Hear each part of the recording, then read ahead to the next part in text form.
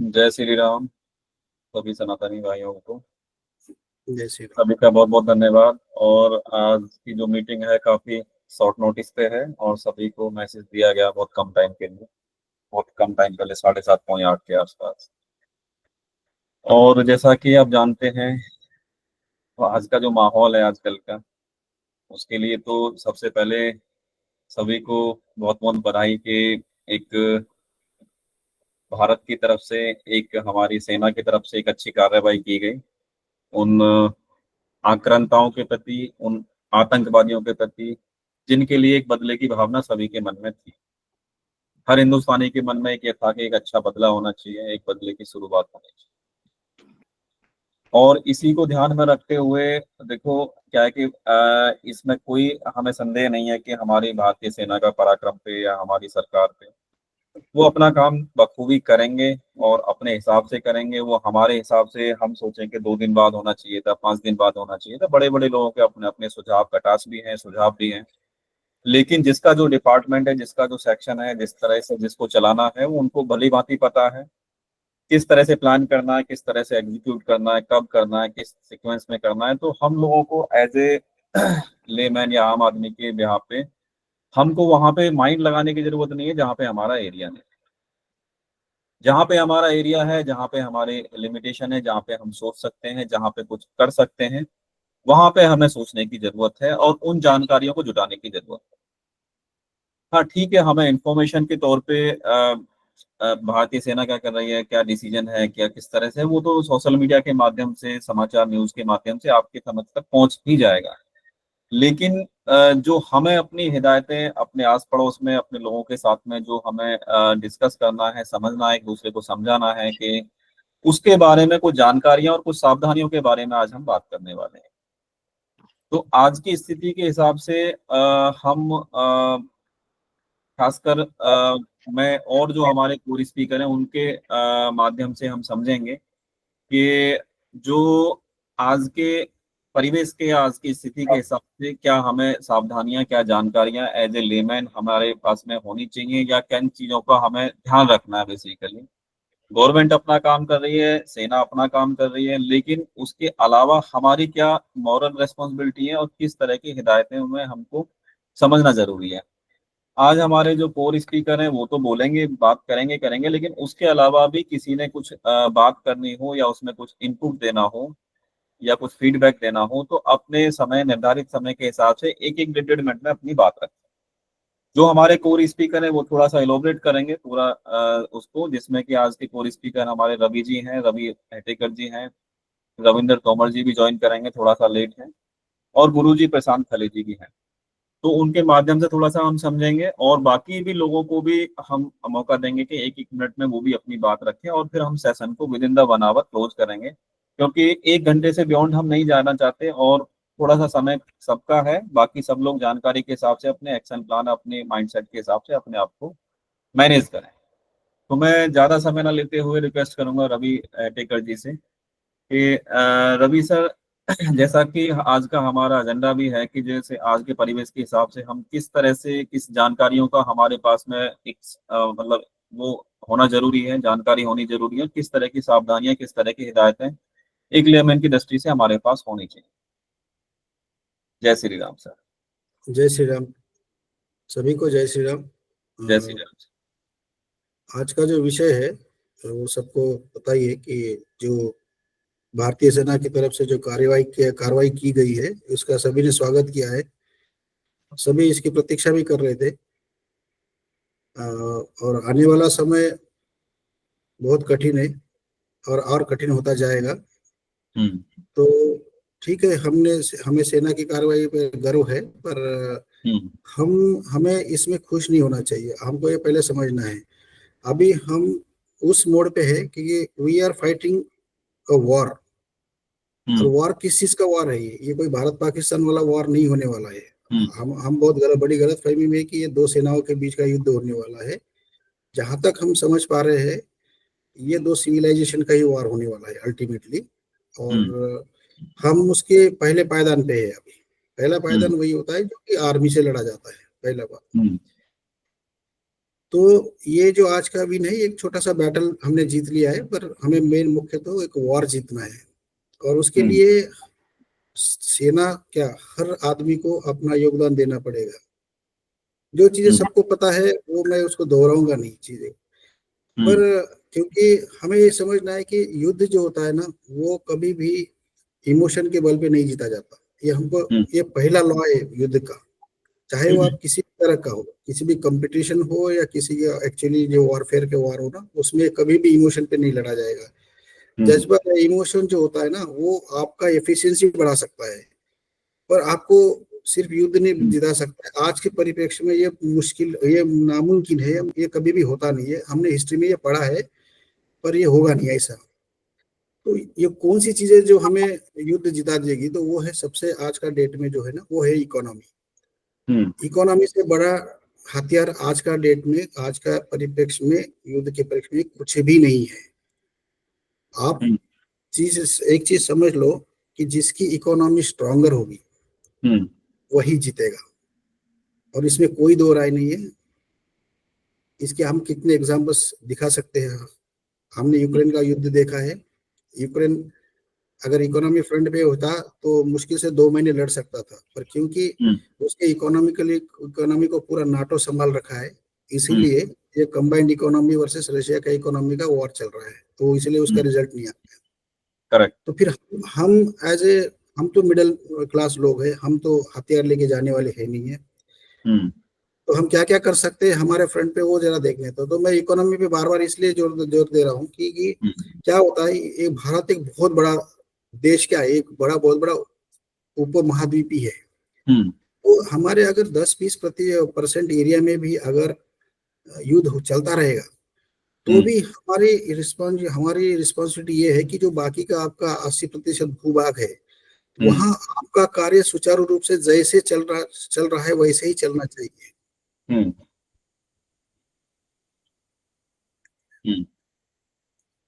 क्योंकि क्या है कि जो 20% भूभाग में अगर आपका इकोनॉमी हैम्पर भी हो जाता है, इकोनॉमी को ठेस भी पहुंचती है, वहां का हो सकता है इंडस्ट्री थोड़ा प्रॉब्लम में आ सकती है, पर उसको हमको उसकी भरपाई हमें कहीं और से करनी ही पड़ेगी।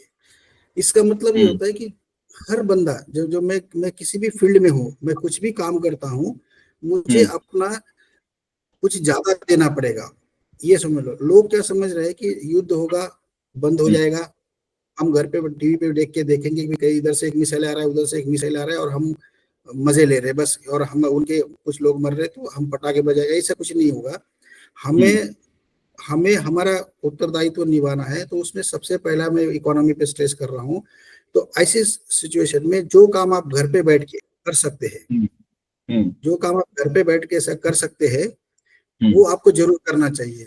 और वो आपका अगर कार्य क्षेत्र का काम है, कंपनी का काम है, तो बहुत अच्छा। अगर वो नहीं तो किसी दूसरे तरह का कोई काम करना चाहिए, जिससे आपके पास, आपकी इकोनॉमी में आपके पास पैसा आना शुरू हो जाए, इनफ्लो होना। क्या क्या क्योंकि हमारा जो कैश होता है या जो भी होता है, आपको शायद पता नहीं कि एक लेजर गाइडेड बॉम्ब जो कल डाले हुए है उसकी कीमत क्या है। हम तो देख रहे 100-150 लोग ये हुए, पर अगर आप थोड़ा सा इकोनॉमी का स्टडी करेंगे ना, तो हमें समझ में आ जाएगा कि ये युद्ध कितना महंगा होता है आजकल।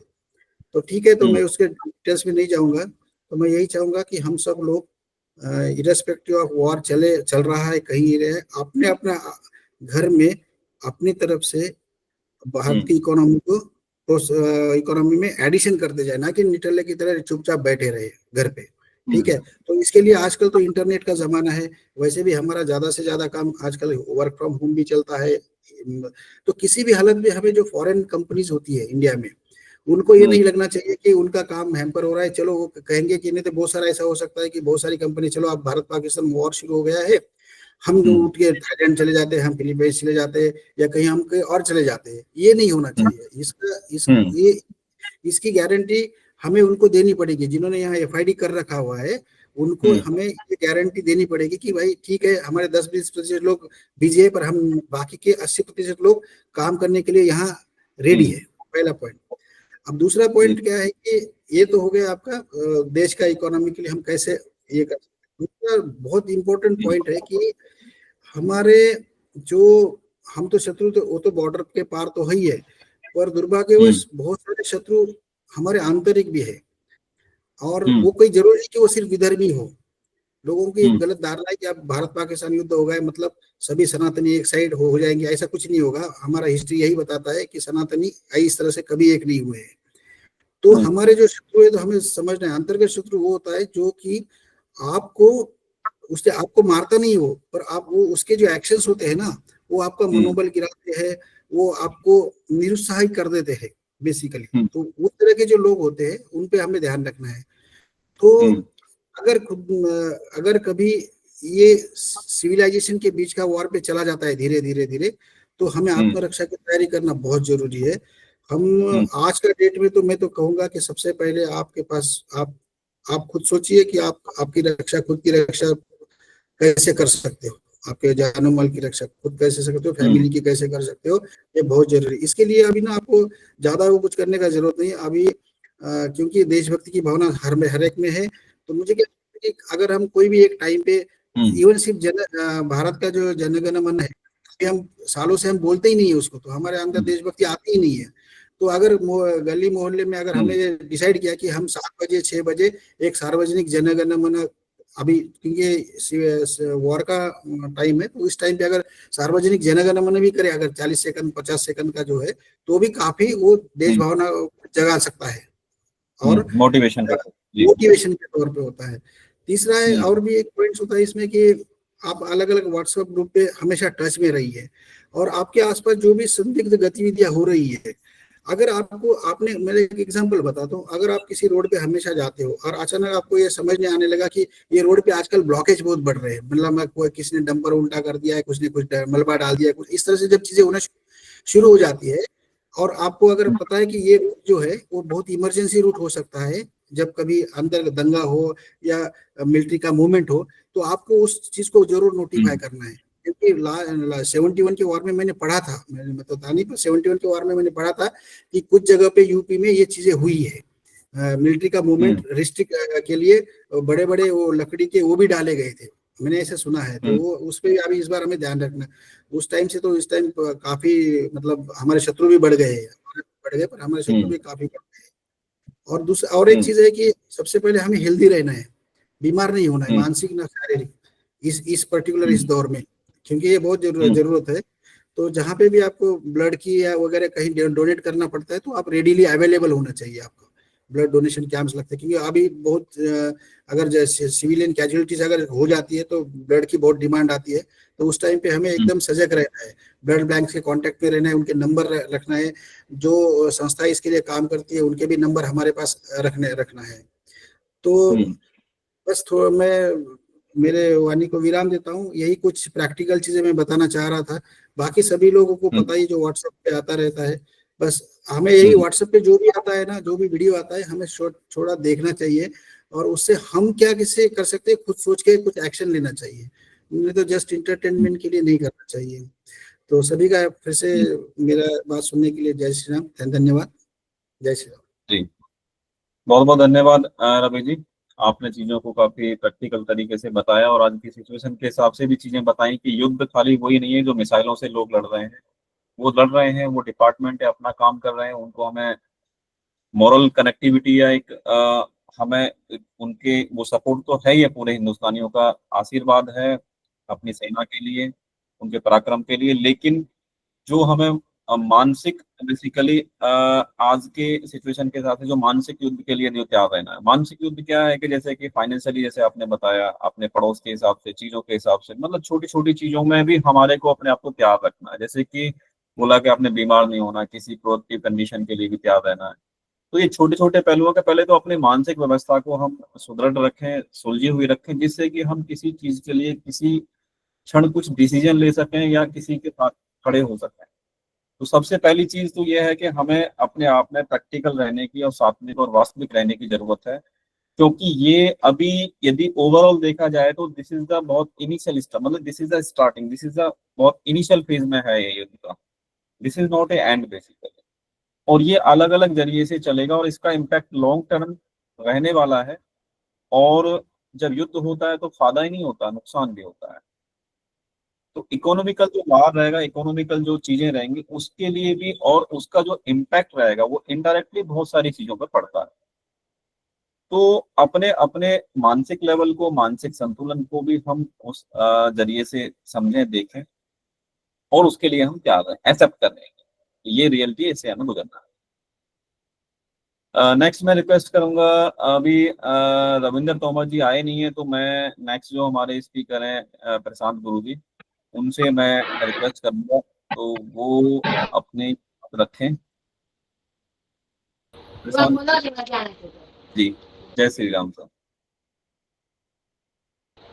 हेलो, जय श्री राम, जय श्री राम। जय श्री राम। एक्चुअली सुबह ही मेरी एक स्टूडेंट है पंजाब की, उसका फोन आया था। वो लोग वहाँ पे बिजनेस वगैरह करते हैं और वहाँ के वो श्रीमंत लोगों में से गिने जाते हैं। 100-200 करोड़ की आसामी है। तो उनका वही प्रश्न था कि गुरुजी मुझे टेंशन आ गया है कि कल मैंने देखा कि ये इंडिया ने हमला कर दिया है, तो उसकी वजह से फिर अभी हम तो 30-40 किलोमीटर के नजदीक में रहते हैं, तो कल उठ के हमारे ऊपर भी बम पड़े तो हमारी इतनी प्रॉपर्टी है, इतना पैसा है, तो उसका क्या होगा करके। तो गुरुजी आप जरा वो कुंडली देख लो भारत की और बता दो कि युद्ध होगा कि नहीं होगा, क्योंकि मुझे तो लगता है कि इंडिया ने युद्ध नहीं करना चाहिए, ऐसा हम लोग तो बता रहे हैं, क्योंकि युद्ध होगा तो बहुत प्रॉब्लम हो सकता है, ऐसा उसका कहना था। तो फिर मैंने समय निकाल के इंडिया और पाकिस्तान दो तो कुंडली के हिसाब से सितंबर में मंगल की विंशोत्तरी दशा भारत माता के ऊपर आ रही है, और पाकिस्तान की शुक्र बुध की विंशोत्तरी दशा और अंतरदशा हो रही है। तो जैसे अभी ये 7 और 9 को शनि आया था पाकिस्तान के इसमें, तो उसको दंड मिला, क्योंकि उसने गलत कर्म किए, तो उसका शनि दंड देता है विंशोत्तरी दशा में। और शुक्र बुध का उसकी विंशोत्तरी दशा, इसका मतलब उसका शुक्र मतलब आर्थिक, बुध मतलब व्यावसायिक। तो आर्थिक और व्यावसायिक अभी नुकसान उसका हो सकता है 2027 तक। मैंने वैसे योगेश जी को वो कुंडली और उसकी विंशोत्तरी दशा दोनों की भेज दी है, तो आपको अगर ये सब चीजों में इंटरेस्ट रहेगा तो आप उसमें देख सकते हैं। बाकी मैंने इकोनॉमिकल एनालिसिस तो अभी किया नहीं है, लेकिन कुंडली का एनालिसिस करने के बाद तो मुझे पता चला कि सितंबर के बाद महाभयंकर युद्ध चालू हो सकता है। तो अपने पास तो उन्होंने मुझे पूछा कि तो गुरुजी हम करें क्या, तो वो जो प्रॉपर्टी हम लेने वाले हैं तो वो ले कि नहीं ले, आगे का इकोनॉमिकल करे कि नहीं करे, और फिर हमारे बच्चों का क्या, यहाँ पे समझो बॉम्ब वगैरह गिर गया तो हम क्या करेंगे। तो मैंने उसको बोला कि आपको अगर सेफ रहना है और आपके पास पैसा है तो आप चाइना जा सकते हैं, या फिर आप दुबई जा सकते हैं, और वहां से आप बिजनेस चालू कर सकते हैं इंटरनेशनल लेवल का। तो ये तो हो गया एक विषय को लेके कि एक ग्रेड कैटेगरी के लोग विचार कैसे कर रहे हैं, उनको कुछ पड़ी नहीं है कि भाई भारत युद्ध करे नहीं करे, तो उसको मैंने वैसे समझा दिया कि युद्ध क्यों होना जरूरी है। मैंने उनको बोला कि हम अभी तक मार खाते रह रहे हैं और फर्स्ट टाइम हम लोग अभी उनको मार देना चालू किए हैं, तो हमको ये सब चीजें करनी जरूरी है। उसके सिवाय वो लोग आतंकी संगठन अगर बढ़ाते रहेंगे तो हमारे भारत के अंदर जो 10 साल के बाद या 3 साल के बाद, जैसे मैंने प्रेडिक्ट किया है, जो गृह युद्ध भयंकर होने वाला है, तो उसका फंडिंग तो एटलीस्ट वो रोकने का काम कर रहे हैं। लेकिन मेरा ऐसा नॉर्मल एनालिसिस क्या बोल रहा है कि ये युद्ध होगा, युद्ध का जो मंगल मतलब जो आएगा सितंबर में, तो सितंबर के बाद गृह युद्ध भी धीरे धीरे होने के चांसेस मुझे बहुत ही ज्यादा लग रहे हैं। क्यों मालूम है, क्योंकि जैसे बाहर एक 24 करोड़ का पाकिस्तान है, उसी प्रकार के भारत के अंदर एक 25 करोड़ वाला भी पाकिस्तान है। तो ये लोग तो क्या है कि अपने अंदर है, और यहाँ पे तो हमारे पास ना सैन्य है, ना तलवार है, ना कुछ है, और मोदी आपको आके बचाएगा नहीं, ना योगी बचाएगा, ना सैन्य बचाएगा, क्योंकि यही स्ट्रैटेजी रहती है चाइना की या बाकी के अन्य लोगों की। इंडिया जब इकोनॉमिकली 3 नंबर पे आ रहा है तो इंटरनेशनल लेवल का पॉलिटिक्स में उसको अगर डाउन करना है तो उसको युद्ध में झोंकना जरूरी रहता है, उसके सिवाय भारत डाउन नहीं होगा, उसके सिवाय उसकी इकोनॉमिकल कंडीशन डाउन नहीं होगी, उसका शेयर मार्केट डाउन नहीं होगा, उसके एम्प्लॉयमेंट डाउन नहीं होंगे, बिजनेस डाउन नहीं होगा। तो इंटरनेशनल लेवल के हिसाब से भारत को डोमिनेट करने के लिए युद्ध कराने का प्रक्रिया में सभी लोग डालेंगे, इंटरनेशनल लेवल पे भी। ऐसा मेरा एक इकोनॉमिकल एनालिसिस भी है कि जिसकी वजह से भारत को डाउन हो जाए, भारत का रुपीस का वैल्यू और कम हो जाए, और फिर बाकी के जो लोग हैं वो फिर डोमिनेशन करे और चाइना नंबर 1 हमेशा रहे, और जो भी उद्योग धंधे अपने भारत आगे बढ़ा रहा है तो वो डाउन हो जाए। तो इस प्रकार से मेरे हिसाब से तो युद्ध होगा, और युद्ध में बहुत बड़ी आर्थिक हानि होने वाली है। तो हमको क्या करना है?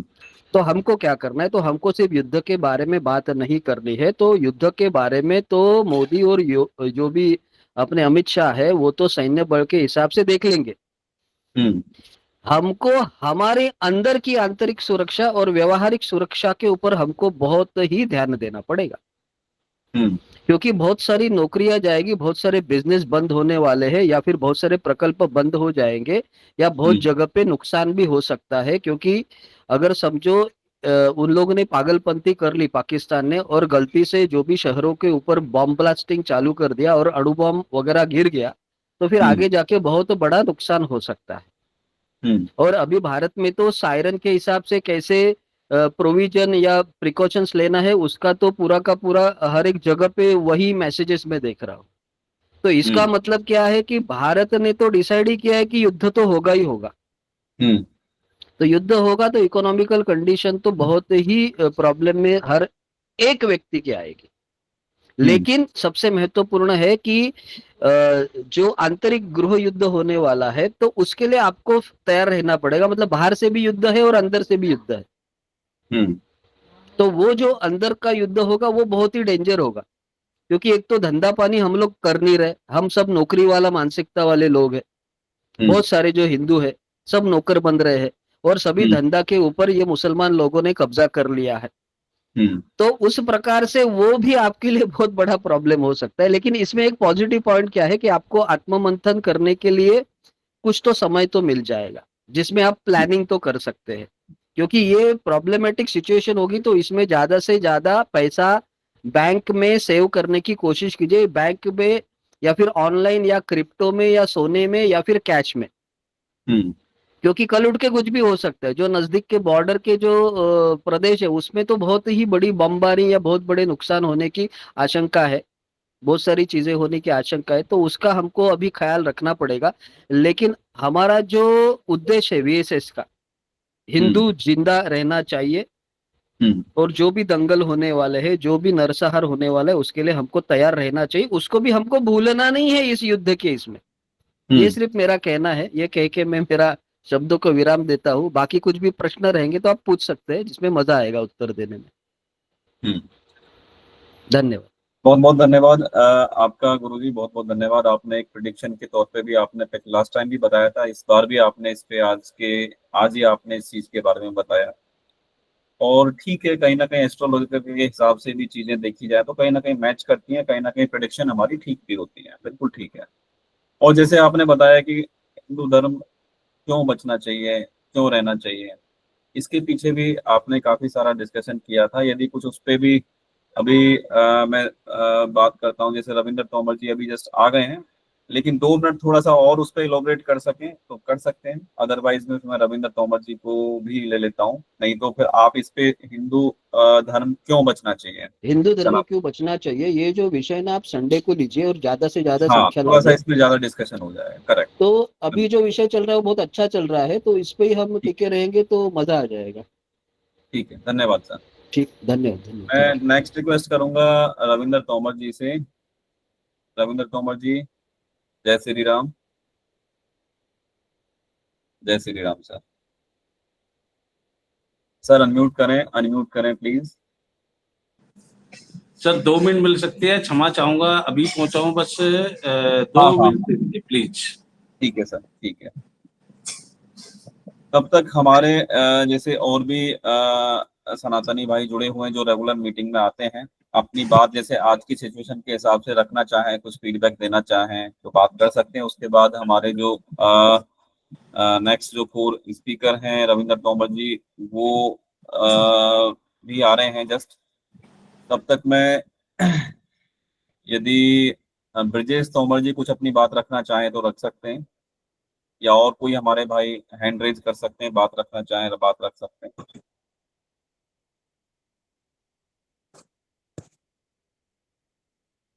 जी संजय सर।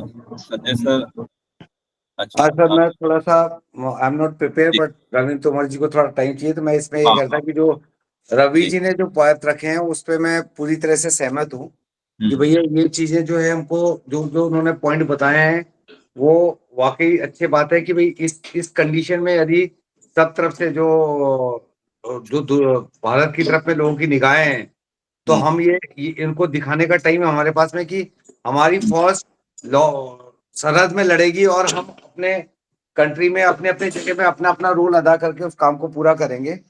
और साथ में जैसे जैसे हम फार्मास्यूटिकल लाइन में काफी सारे लोग हैं, वो अपने फार्मास्यूटिकल बिजनेस को कैसे उसको मेंटेन रखते हैं ताकि वो दवाइयों की जरूरत महसूस चीजों में कमी महसूस ना हो कहीं पे भी, उसका भी ध्यान रखा जाए साथ में।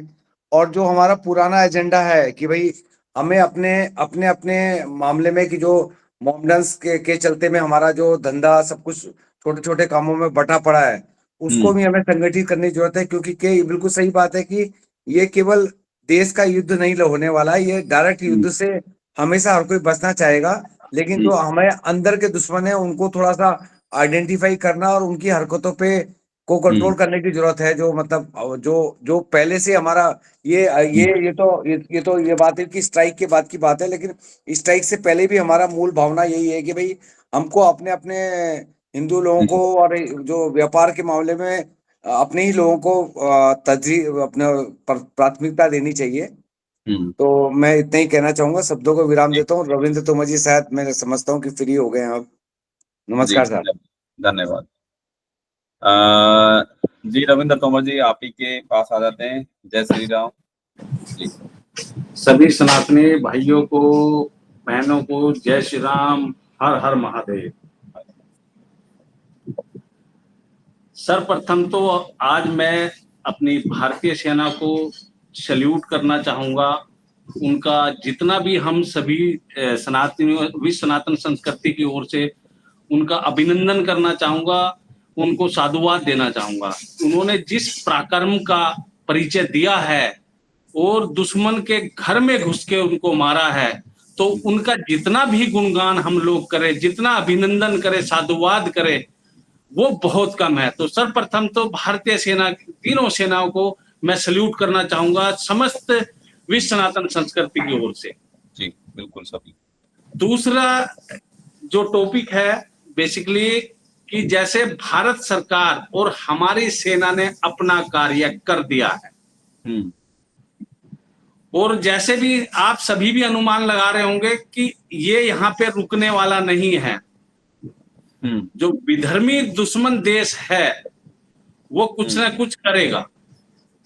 तो भारत सरकार और हमारी सेना ने अपना पराक्रम दिखाया है, उन्होंने अपना कार्य कर दिया है। अब कार्य करने की बारी हम समस्त हिंदुस्तानियों की है।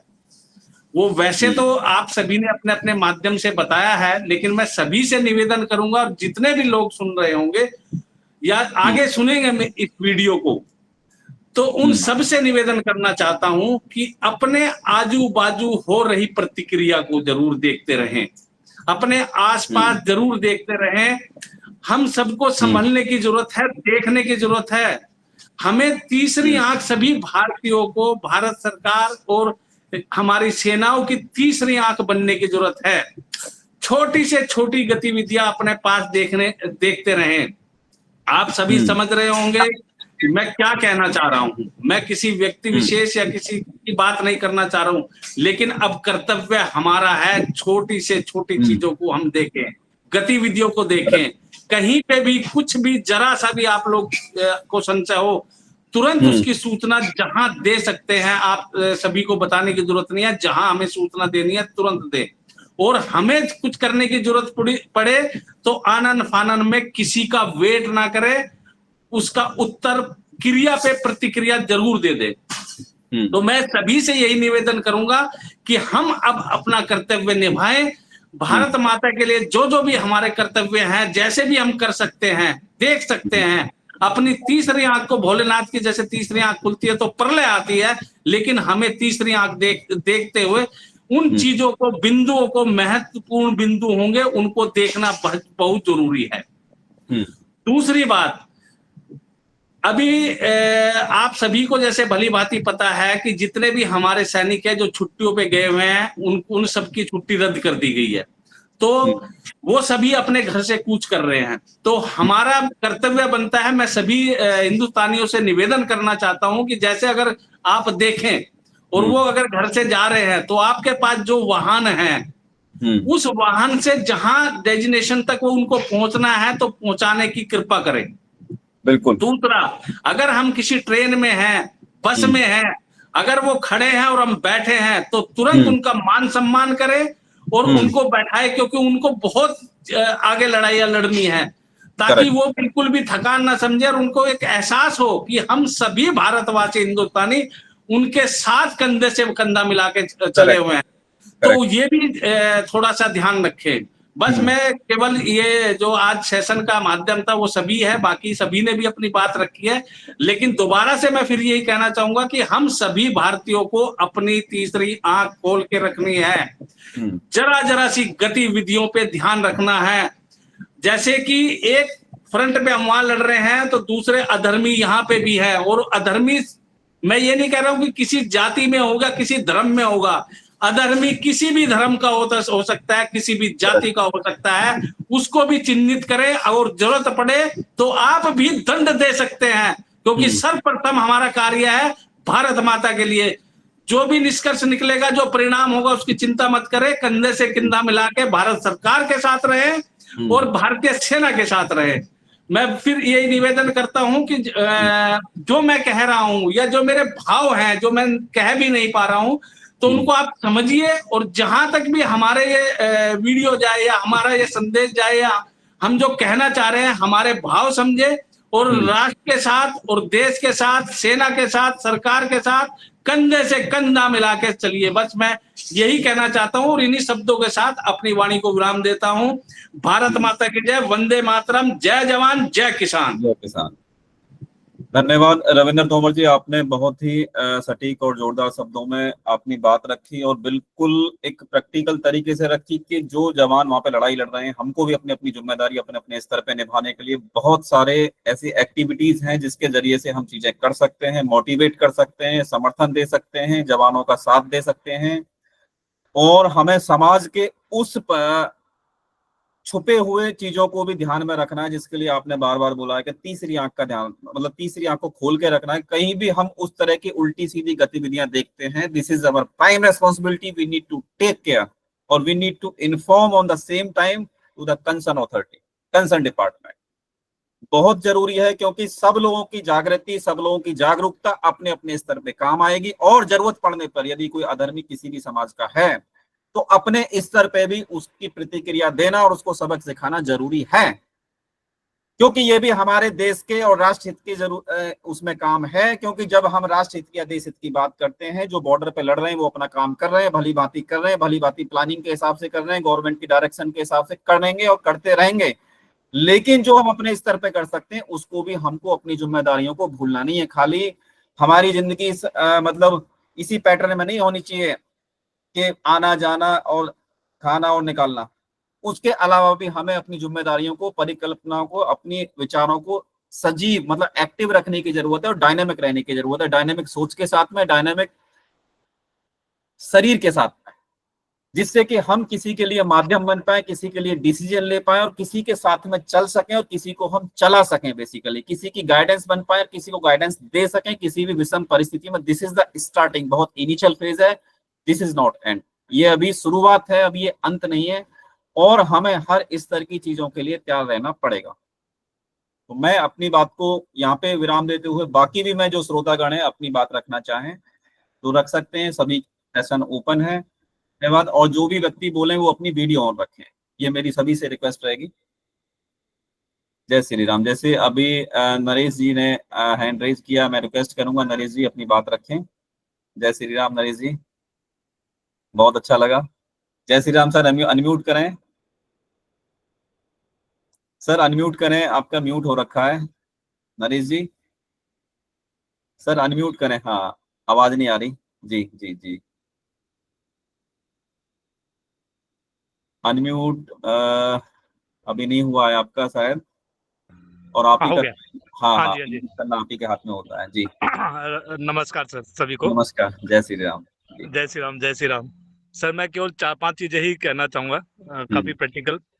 जैसा हमारे धर्म में भी लिखा है कि कई बार रामायण में भी भगवान ने बताया है कि सर्वप्रथम अपने शरीर का, अपने परिवार का, अपने समाज का, अपने देश के प्रति हमारी जिम्मेवारी है। तो इंडिविजुअली लेवल पे अपने परिवार का भी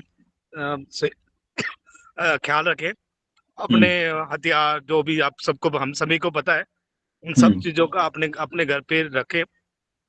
अन्न अनाज उन सब चीजों का भी ध्यान रखें, जिससे कि विषम परिस्थितियों में हम अपने परिवार का ध्यान रख सके, जिससे कि हम अपने बाकी कार्यों पे हम अपना ध्यान रख सकें। दूसरा क्या है कि जैसे भी हम लोगों ने बहादुरगढ़ के अंदर में ही हम लोगों ने एक छोटा सा एक प्रयास किया था। हमारे यहाँ पे कुछ 5 एक मस्जिदें हैं, तो छोटी छोटी हम लोगों ने टोलियों में हमने वहाँ पे लोगों को खड़ा किया, और जो भी विधर्मी आ रहे थे उनसे उनके आधार कार्ड और उनके डिटेल ली है, जिससे कि हम ये पता लगा सके कि कौन पाकिस्तानी या कोई रोहिंग्या या कोई और कोई विधर्मी यहाँ रह रहा है, जिसे हम अपनी सरकार को हम उसको बता सके। तो शायद ये छोटा सा कार्य हम सब अपने अपने इलाकों में कर सकते हैं। ऐसा ही एक प्रयास मुझे पानीपत में भी सुनने में आया है, वहाँ पे भी कुछ लोगों ने इस तरह का प्रयास करे। तो ये हम लोग भी इंडिविजुअल लेवल पे कर सकते हैं, और अपने अपने अपने इलाकों में, अपने अपने जगहों पे एक छोटी सी टोली बना के लोगों के साथ रह के वो किया जा सकता है। कोई बंकर या इस तरह की अरेंजमेंट हम लोग लोकल लेवल पे अपने कर सकते हैं कि एक बंकर जो कर सकता है वो बंकरों की तैयारी करे, और विषम परिस्थितियों में उस बंकर के अंदर में छिपने का और अपना सूखा सामान, ये सारी चीजों का ध्यान रखें और सरकार के साथ खड़े रहें, आपस में मिलजुल के रहें, अपनी इंफॉर्मेशन को आपस में शेयर करते रहें। यही है। एक्चुअली मैं वैसे भी थोड़ा सैनिक परिवार से आता हूँ, तो यही चीजें मेरे को सुनने में मुझे बताया गया है, तो वही चीज मैं थोड़ा शेयर कर रहा हूँ। बहुत बहुत अच्छा लगा नरेश जी, बहुत बहुत धन्यवाद आपका। और आपने काफी अपने अनुभव के हिसाब से, आपने अपनी प्रैक्टिकलिटी के हिसाब से जो आप करते हैं और भली भांति समाज से जुड़े हुए हैं, आप काफी एक्टिवली काम करते हैं अपने एरिया में। मुझे काफी बात होती है आपसे, और अच्छा लगता है कि आप जैसे डायनामिक लोग हमारे साथ में जुड़े हुए हैं, कहीं ना कहीं समाज के लिए काम कर रहे हैं। बहुत अच्छा लगा, और आपके विचारों को सुनकर काफी बाकी भी लोगों को एक अच्छा प्रभाव सभी के ऊपर जाएगा। बहुत बहुत धन्यवाद। बहुत बहुत धन्यवाद सर। धन्यवाद सर, धन्यवाद। जय जय जय जय श्री राम। जय श्री राम, जय। बाकी मैं रिक्वेस्ट करूंगा और भी हमारे श्रोतागण कोई अपनी बात रखनी चाहें, सुझाव देना चाहें, दे सकते हैं। फिर सेशन को आगे बढ़ाते हैं, कंक्लूड करते हैं। जी प्रवीण कुमार जी, जय श्री राम। श्री राम। मेरा सभी भाई बंधुओं से एक निवेदन है, अगर कई जगह पे क्या होता है, किसी कार्य को करने में सक्षम नहीं होते, जैसे कि हमारे परिवार में भाई बहन होते हैं, छोटे बच्चे होते हैं, तो आजकल की यंग पीढ़ी है एकदम से कई बार आक्रोश में आ जाती है। अपने आसपास कुछ तनाव देखती है तो वहां पे आक्रोश में आगे आगे बढ़ जाती है। अगर उसमें सक्षम नहीं है तो एकदम से आक्रोश में आके आगे ना बढ़े, अपने आसपास के जो और बंधु हैं साथ में उनका सहयोग लेकर के ही आगे आए। अन्यथा क्या होता है, वो खुद मुसीबत में पड़ जाते हैं और दूसरे को मुसीबत में डाल देते हैं। तो उन चीजों को भी हमें उन्हें गाइड करने की जरूरत रहेगी सर साथ में, ठीक है। और दूसरा, जैसे हमारा कोई भी सनातन भाई है या फिर कोई हमारा जो सैनिक है कहीं जा रहा है, तो उसको वीडियो बना के कहीं हम पोस्ट ना करें उस चीज को। मैं यही कहना चाहूंगा। जय श्री राम सर। जय श्री राम।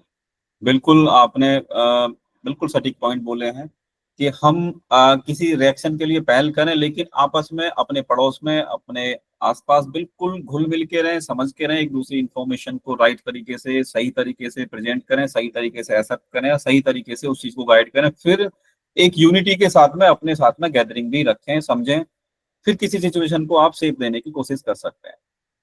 और जैसे बोला कि इन्होंने किसी आर्मी के हमारे जो सैनिक हैं या पब्लिक प्लेस में मिलते हैं तो उनकी आइडेंटिफिकेशन को या उनकी आइडेंटिफिकेशन से मतलब डिस्क्लोज ना करें, उनको जो सपोर्ट करना है आप सपोर्ट करें, लेकिन उसको ये नहीं कि आप उसको सोशल मीडिया के माध्यम से जबरदस्ती अपनी फेम या प्रसिद्धि लेने के लिए वायरल करें।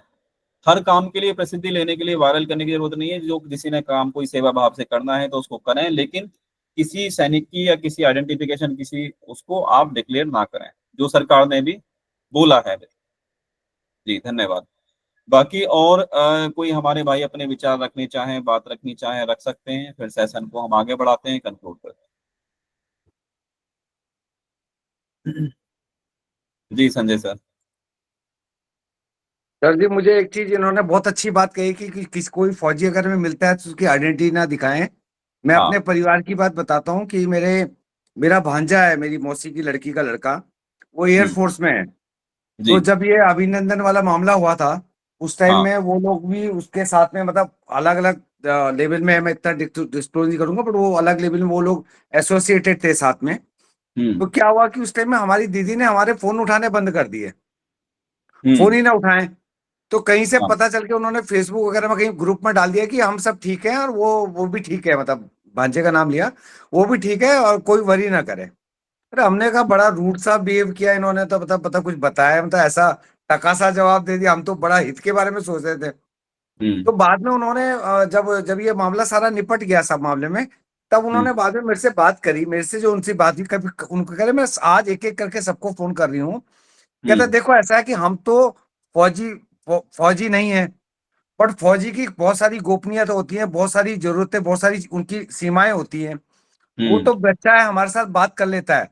उसका कहना है कि मम्मी आपने कभी शेयर नहीं करना है, मैं कभी कुछ चीज बोल रहा हूं तो मतलब वैसे तो मैं आपको ही कम, बट आपको अगर बता दिया कि हम मतलब रात को सोए नहीं या फिर ऐसा रहा वैसा रहा, तो आप किसी का शेयर मत करना।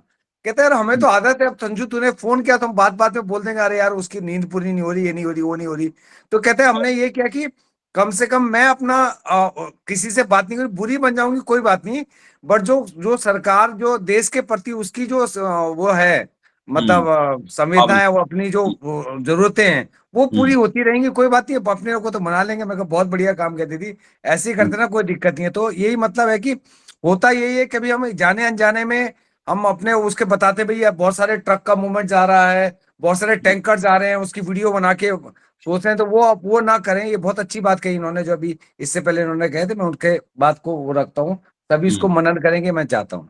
ठीक है जी, बस बिल्कुल इतना ही कहना बिल्कुल, था मुझे। आपने मुझे एग्जाम्पल के साथ में बहुत अच्छी हाँ, आपने मुझे मैंने कहा एक मेरे साथ बहुत शेयर हुआ था इसलिए मैं शेयर किया उसको। नहीं नहीं, बहुत धन्यवाद। और ये बिल्कुल प्रैक्टिकल बात आपने रखी है कि इस तरह के समय पे इस तरह की डिपार्टमेंट की आइडेंटिफिकेशन को डिस्क्लोज नहीं करना और उस पर रियायत बरतना और समझ से काम लेना बेसिकली बहुत जरूरी है।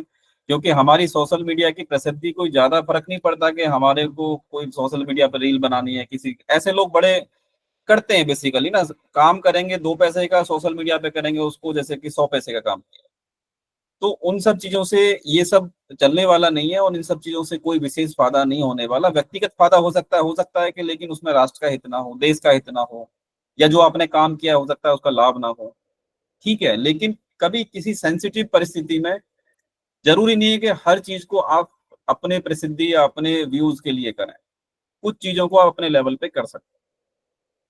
बाकी और भी मैं रिक्वेस्ट करूंगा, किसी ने कोई अपनी बात रखनी हो तो रख सकते हैं, बाकी सेशन को हम आगे विराम करते हैं, कंक्लूड करते हैं। योगेश जी, जी सर। एक एक एक पॉइंट, छोटा सा पॉइंट है पर बहुत इंपॉर्टेंट है, हाँ मुझे हाँ याद आ गया। जी। जैसे कि इकोनॉमी मैंने स्टार्ट में किया कि इकोनॉमी फ्रंट पे जो हमारा योगदान क्या हो सकता है और बाकी जो अंतर्गत सुरक्षा पे भी क्या हो सकता है। तीसरा एक बहुत इंपॉर्टेंट पहलू है आज की दुनिया में, जो जो जितने भी अभी युद्ध हो रहे हैं, जैसे गाजा का हो, इसराइल का, हमास का, या यूक्रेन, जितने भी युद्ध होते हैं ना, इसमें एक प्रोपोगंडा वार नाम का चीज बहुत चलता है। और हमें स्टार्ट में उसका इम्पोर्टेंस समझ में नहीं आता है, पर धीरे धीरे समझ में आता है कि जो सोशल मीडिया का जो प्रोपोगंडा वार है ना, वो बहुत एडवर्सली अफेक्ट करता है। मतलब कभी कभी वो चीजों को इतना बदल देता है कि हम उस पे यकीन करना शुरू कर देते हैं।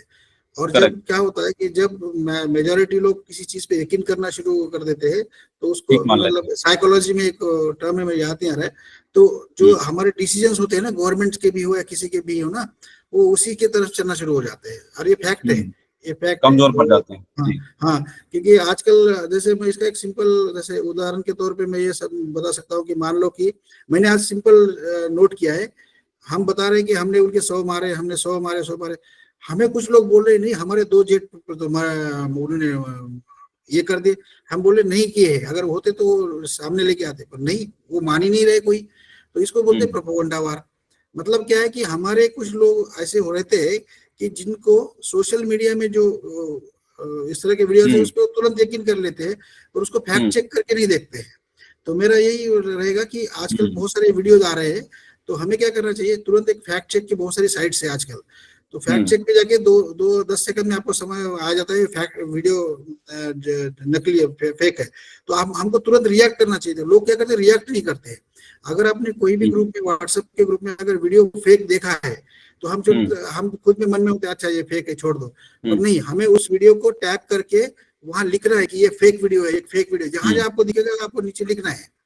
तो नहीं तो क्या होगा, वो प्रोपोगेट होता जाता है ऐसे ही। जैसे आपने एक बार ग्रुप में लिख दिया कि ये फेक है तो उसको कोई आगे फॉरवर्ड नहीं करेगा, ये फर्क पड़ता है। तो ये प्रोपोगेंडा वर्क पे वो थोड़ा ध्यान देना पड़ेगा हमको, स्टॉप लगाना। धन्यवाद। धन्यवाद, बिल्कुल आपने ठीक चीज बोली, क्योंकि हमारे ही लोग बहुत सारी जस्टिफिकेशन, बहुत सारी चीजें मांगते हैं, बहुत सारी चीजों पे वो करते हैं, और फेक न्यूज और फेक वीडियोस बहुत चलती हैं। इन पे ध्यान रखना है, आंखें खोल के रिएक्ट करना है, और किसी फेक चीज को प्रमोट करने से पहले क्रॉस चेक कर लें और उसको स्टॉप करने की कोशिश करें। क्योंकि ये प्रोपेगेंडा वार जो सोशल मीडिया पे चलता है, ये कभी कभी अलग ही डायरेक्शन में चला जाता है। ये जरूरी नहीं है कि सारे लोग जहाँ ज्यादा फॉलोअर, ज्यादा उस चीज को प्रमोट करेंगे तो वो चीज ठीक ही होगी, वो चीज गलत रास्ते पे भी चली जाती है, और जो उसको सही करना चाहते हैं या सही करने के लिए सोच रहे होते हैं उनका मनोबल भी डाउन हो जाता है। तो इसलिए ऐसी चीजों से बचें और अपने आप को एनालाइज करें, और सही चीज को आप प्रमोट करें, गलत चीज को स्टॉप करने की कोशिश करें, और थोड़ा सा उस पर जल्दबाजी ना बरतें। तो मेरे हिसाब से सेशन कंक्लूड है, क्लोज है, सभी ने अपने अपने विचार रखे और काफी अच्छा सेशन लगा। और प्रैक्टिकल थोड़ा थोड़ा समाज से मिलने की कोशिश करें और इस स्थिति को अपने आप में ढालें और समझें। जिस लोगों से आप बात कर सकते हैं, अपने पड़ोस में मिल सकते हैं, बात कर सकते हैं, उस चीज के बारे में जानकारी जुटाएं, एक दूसरे को जानकारी दें। यदि आपके पास में कोई अलग से जानकारी है, कोई आपकी अपनी लीडरशिप किसी के काम आती है, किसी की लीडरशिप के अंदर आप काम कर सकते हैं, तो इस टाइम पे कंधे से कंधा मिला के समाज के साथ खड़े होने की जरूरत है, समाज के साथ जुड़ने की जरूरत है। क्योंकि यहाँ पे पर्सनल द्वेषभाव किसी का छोटा बड़ा काम नहीं आएगा, लेकिन हाँ, ये युद्ध थोड़ा शायद लंबा जा सकता है जो प्रेडिक्शंस हो रही है, और ये लॉन्ग टर्म के हिसाब से जा सकता है, और लॉन्ग टर्म के हिसाब से जाता है तो इसका इम्पैक्ट हम जैसे सब लोगों पे भी आने वाला है। तो आज का सेशन एक तो ये था कि जो सिचुएशन है उसके हिसाब से क्या करना है, और लॉन्ग टर्म इसको मन में ये भी बिठा के रखें कि एटलीस्ट इससे थोड़ा सा हमें निकलने में टाइम लग सकता है, और इसका लॉन्ग टर्म इम्पैक्ट हमारे ऊपर आएगा, इकोनॉमिक तरीके से कह लीजिए, किसी भी तरीके से कह लीजिए। बाकी तो वो है ही है सिचुएशन जो जिस तरह की भारत की है, कि भारत के अंदर भी जो पाकिस्तान पला हुआ है उसको झुठला नहीं सकते, चाहे भले हम कितनी भी हम इसको किसी भी भाषा में बोल रहे हैं। एक पाकिस्तान बॉर्डर के उस पार है, एक पाकिस्तान बॉर्डर के इस पार भी है। जी धन्यवाद, जय श्री राम, शुभ रात्रि, बहुत बहुत धन्यवाद। जय श्री राम, जय श्री राम, जय श्री राम, जय श्री राम, जय श्री राम। जय श्री राम, जय श्री राम जी, जय श्री राम।